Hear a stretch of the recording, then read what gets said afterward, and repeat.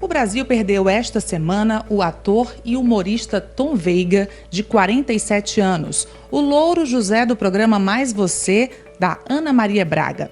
Ele foi vítima de um AVC, acidente vascular cerebral, provocado por um aneurisma cerebral. Sobre isso, eu converso agora com o Dr. Francisco Montalverne, no quadro Saúde 100%.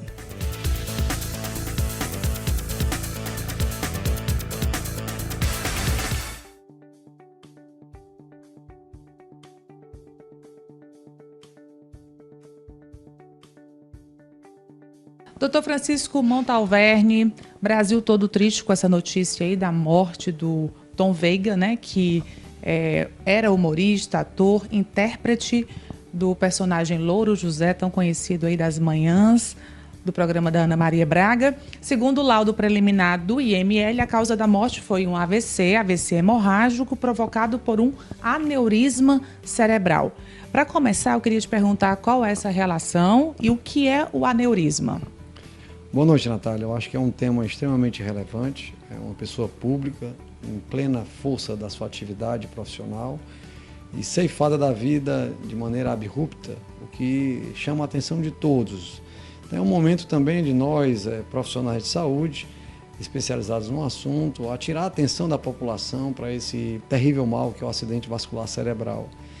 Conforme foi discutido durante o mês de outubro, o mês decidido ser escolhido como o mês da campanha do AVC, em cada 4 pessoas que nós conhecemos terá um AVC durante a vida. A grande maioria desses acidentes vasculares cerebrais são do tipo isquêmico, em que ocorre a oclusão de um vaso na cabeça. O segundo tipo é o hemorrágico, decorrente da ruptura de um vaso.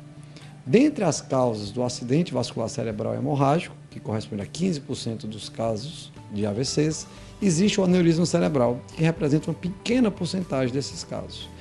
O aneurisma cerebral é uma dilatação de um vaso, como se fosse um bucho da antiga câmara de pneu, como se fosse um balãozinho colado numa artéria, que é um cano que leva o sangue potável para o cérebro.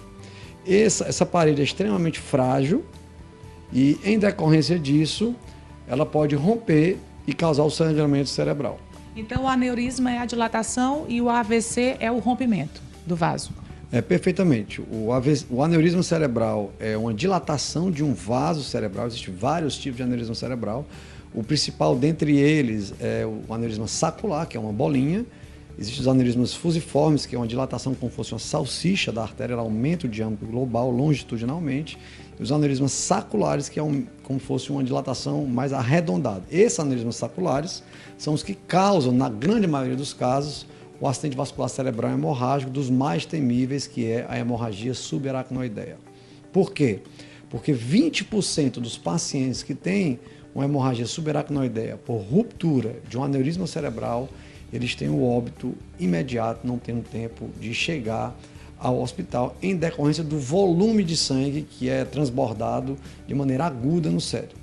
80% desses pacientes conseguem chegar ao hospital, mas durante a hospitalização ainda 30% falecem, de forma que, decorrente do acidente vascular cerebral hemorrágico por ruptura de aneurisma, 50% de óbito é o grande número que devemos reter. Dos sobreviventes, 2/3 dos pacientes têm algum grau de sequela, incapacitando a sua vida habitual. Então, para resumir, decorrente de uma hemorragia subaracnoideia por ruptura de aneurisma cerebral, nós temos cerca de 70% dos pacientes que vão a óbito ou ficam com algum grau de sequela. No caso, a idade dele, não é, doutor? 47 anos. É uma idade comum para acontecer esse tipo de situação? A idade dele está exatamente dentro da faixa etária habitual, que é adulto jovem. A média de idade dos pacientes com acidente vascular cerebral, de uma maneira geral, no Brasil é em torno de 65 anos. Você vê que a aneurisma cerebral é entre 40 e 50 anos, o grande pico dos pacientes, tirando então esse pessoal do momento mais ativo de sua vida, né? Onde está a composição da família, a estruturação profissional, o que dá um clamor maior para a doença. Não se sabe se ele já tinha conhecimento do aneurisma, né? Mas caso a pessoa já tenha esse conhecimento do aneurisma, tem como prevenir esse AVC? Tem alguma forma de tratar para que não chegue a um AVC?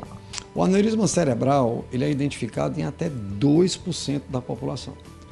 O grande interesse é o diagnóstico precoce. A vantagem de você ter o diagnóstico precoce é que dá tempo de fazer um planejamento para um tratamento. Hoje, a grande maioria dos casos, ela pode ser tratada de forma minimamente invasiva, através da punção na virilha, sem necessitar a abertura do crânio. E, via de regra, a hospitalização dura 2 dias.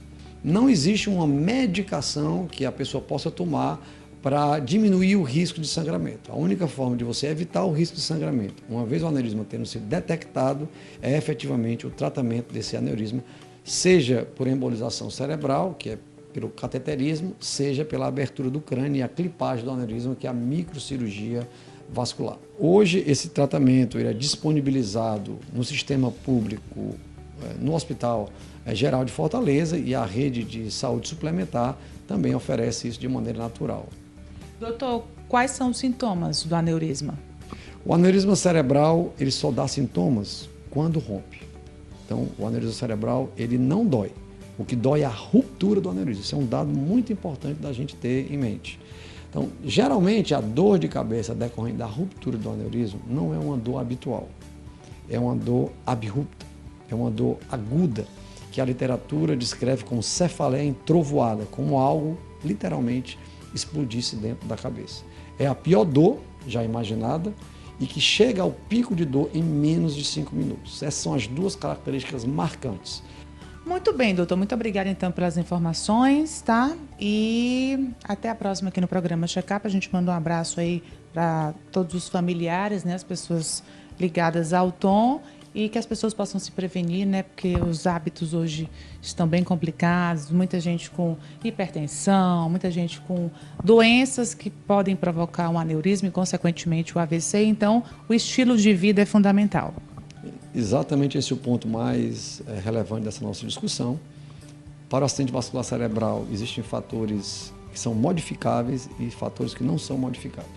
Ao longo do tempo, quanto mais velho nós ficamos, maior o risco de ter AVC. A idade a gente não pode modificar, por mais que a gente gostasse. Então, vamos centrar nos fatores de risco modificáveis. O que são os fatores de risco modificáveis?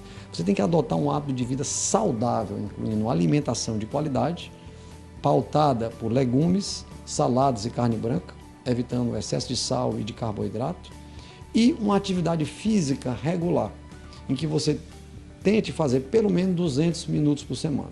É importante também ter momentos em que você abstraia o estresse da sua rotina, com meditação, caminhadas, religiosidade para aqueles que têm essa devoção, e assim a gente possa reduzir o número de casos de acidente vascular cerebral, que hoje é a principal causa de sequela e óbito em nosso país.